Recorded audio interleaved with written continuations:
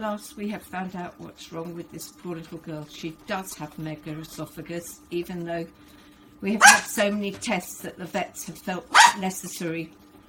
The staff felt she had megaesophagus at the beginning, but we have now done the tests for this, and that's what she has. She's supposed to be standing up to eat. This is very hard because she doesn't want to. She won't stand in a Bailey's chair. She's too traumatized. We have got her as far as standing up like this, and we feed her sort of pasty food so it goes down more easily. But even so, she gags and chokes. She's going to take lifelong management for this, and it's going to be a problem, no doubt. If she aspirates, then she needs to have antibiotics because she'll get pneumonia, and getting on weight is hard, but it is doable. I did it for 7 years myself, so I know it is, and slowly she'll get used to standing up and being handled more, and then perhaps be able to have a Bailey's chair. But at the moment she can't do that. As you see now, she's gagging up her food because it hasn't gone down. So she is starving. She is literally starving, desperate for food, and then when she takes it, she can't get it to go down. It's really, really sad. Poor girl. So she should be standing up, but this isn't a normal dog. This isn't a dog that's handled a lot. If you hold her, she won't eat. So for every mouthful, if you could hold her upright, it might have more of a chance of going down, but then she stops eating because she's too frightened. So we're doing our best. It's not great, but we are doing our best. And as you can see, she's regurgitating food and finding it really, really hard for this food to go down. But she does manage it eventually.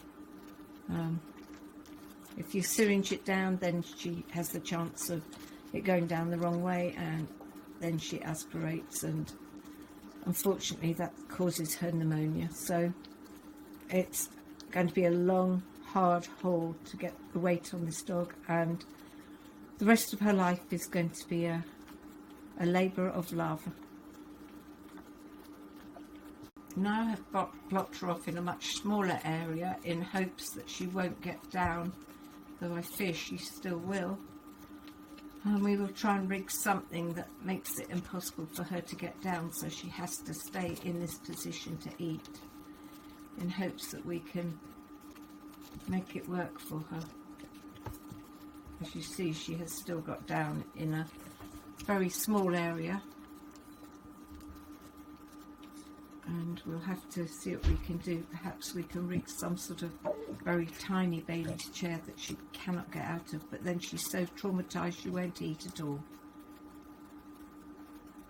In a Bailey's chair, we've modified it, but it's not working because she can barely stand up because of her slipping patellas, and the harness is pulling on her throat, which is restricting it even more so, and she's so unsure of herself she doesn't want to eat. So her next thing is we're going to get a cardboard box, and we're going to make a little round hole, feed her legs down the hole, and hope that we can support her that way. Otherwise we'll get a different harness and try that. It's very hard because, as I say, her legs aren't supporting her body because she has such bad slipping patellas. I don't know if you can see, she's not standing up at all.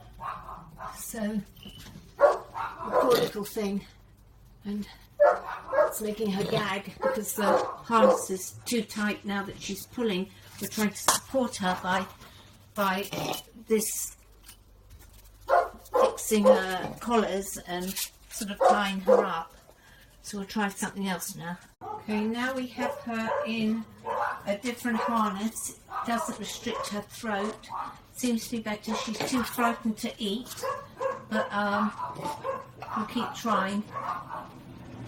See what happens.